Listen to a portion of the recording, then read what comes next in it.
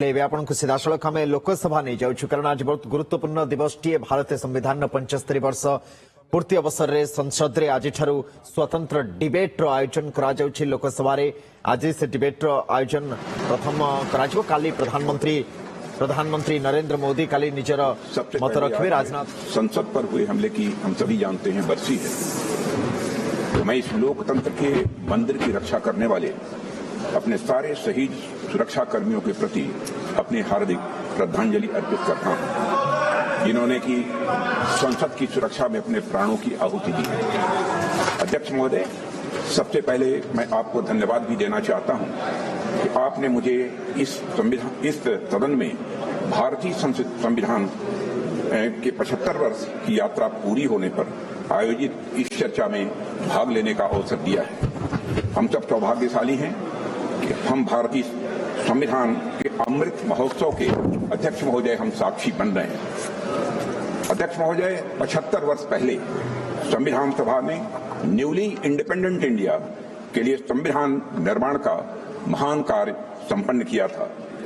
लगभग 3 वर्षों के रिगरस डिबेट एंड डिलिबरेशन के परिणाम स्वरूप हमें हमारा संविधान मिला है। अध्यक्ष महोदय, संविधान सभा ने जो संविधान तैयार किया था वह केवल एक कानूनी दस्तावेज नहीं था, बल्कि जन आकांक्षाओं का वो प्रतिबिंब था और उन्हें पूरा करने का वह माध्यम भी था। It was an expression of the general will of the people. कई सदियों के बाद एक बार फिर से अध्यक्ष महोदय, भारत की तकदीर भारत के लोगों के हाथों में थी। स्वराज का जो सपना भारत के स्वतंत्रता सेनानियों और आम भारतीयों ने देखा था वह पूरा हो चुका था। अध्यक्ष महोदय, हम भारत के लोगों ने 26 नवंबर 1949 के दिन संविधान को अपनाया था, अधिनियमित किया था और उसे राष्ट्र को समर्पित किया था। यह वह दिन था जब भारत के लोग प्रजा से नागरिक बने थे अध्यक्ष महोदय, और ऐसे नागरिक जिनके अपने मौलिक अधिकार थे और उनके पास एक भारतीय नागरिक होने का गौरव भी था। ऐसे नागरिक जो अपनी सरकार को चुन सकते थे और चुन ही नहीं सकते थे अध्यक्ष महोदय, सरकारों को बदल सकते थे। अब देश में राजा रानी का शासन नहीं था, राजतंत्र नहीं था और न तो ब्रिटिश तंत्र था, बल्कि जनता का शासन था और लोकतंत्र था।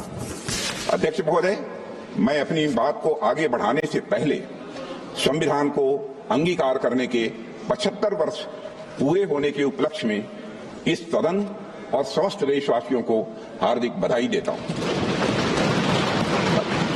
अध्यक्ष महोदय, साथ ही भारत की आजादी और भारत के संविधान के निर्माण से जुड़े सभी महानुभावों के प्रति कृतज्ञता भी व्यक्त करता हूं और उन सभी को शीश झुकाकर नमन करता हूं। अध्यक्ष महोदय, हमारा संविधान सार्वभौम है, हमारा संविधान सर्वसक्षम है। हमारे संविधान की सार्वभौमिकता और सर्वसक्षमता का अंदाजा इसी बात से लगाया जा सकता है कि जहां एक ओर हमारा संविधान स्टेट यानी राज्य की जिम्मेदारियों को विस्तृत रूप से सूचीबद्ध करता है, वहीं नागरिकों को उनके संवैधानिक और मौलिक अधिकार भी प्रदान करता है।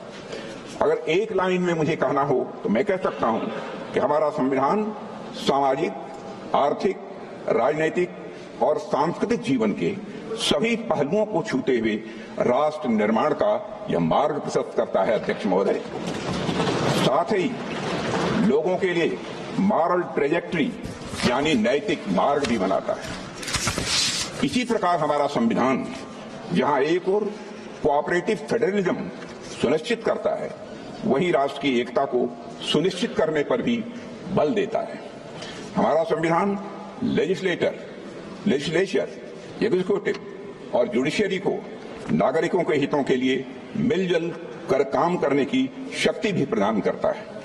साथ ही चेक्स एंड बैलेंसेस का भी सिस्टम यह संविधान प्रदान करता है, जिसे सभी संस्थाएं अपने संवैधानिक दायरे में रहकर वह काम कर सकें।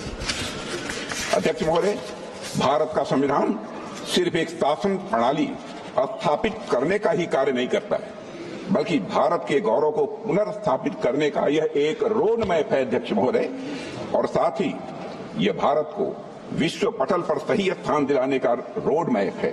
भारत को पुनः एक आदर्श राष्ट्र बनाने का भी अध्यक्ष महोदय रोड मैप है, और यह रोड मैप है विकास का, रोड मैप है समता का, रोड मैप है न्याय का, रोड मैप है स्वतंत्रता का, बंधुता का, राष्ट्र की एकता और अखंडता को अक्षुण्ण रखने का।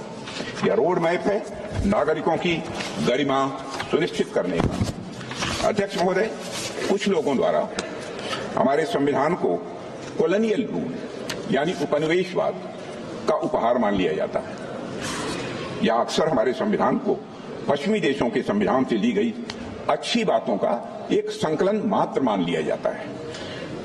अध्यक्ष महोदय, पिछले कुछ वर्षों में देश में एक ऐसा माहौल बनाने का प्रयास किया गया है कि संविधान एक पार्टी की विशेष देन है। इन सभी बातों में डेप्थ एंड ब्रेथ मैं मानता हूं कि दोनों की कमी है। अध्यक्ष महोदय, संविधान निर्माण में बहुत से लोगों की भूमिका को जानबूझकर नकार दिया गया है, जबकि सच्चाई यह है कि हमारा संविधान हमारी सिविलाइजेशनल वैल्यूज यानी सभ्यता एवं सांस्कृतिक मूल्यों का एक एक्सप्रेशन है। अध्यक्ष महोदय, हमारा संविधान स्वाधीनता संग्राम के हवन कुंड से निकला हुआ यह अमृत है। हमारा संविधान स्वतंत्रता सेनानियों के त्याग से सिंचित यह हमारा स्वाभिमान है। यह एक सीरीज ऑफ हिस्टोरिकल इवेंट्स का आउटकम है। स्वतंत्र भारत का संविधान कैसा होगा, इस बात पर स्वतंत्रता संग्राम के दौरान कई संस्थाओं और विभूतियों ने अपने विचार प्रस्तुत किए थे, जिनमें से बहुत से लोग संविधान सभा के सदस्य नहीं थे, लेकिन उनके विचारों ने भारत के संविधान के निर्माण में बहुत ही महत्वपूर्ण भूमिका निभाई है और बहुत बड़ा उनका योगदान है। हमें याद रखना चाहिए कि पंडित मदन मोहन मालवीय, लाला लाजपत राय, सरदार भगत सिंह, वीर सावरकर और ऐसे कई महापुरुषों के विचारों ने हमारे संविधान की भावना को मजबूत और समृद्ध किया है। अध्यक्ष महोदय,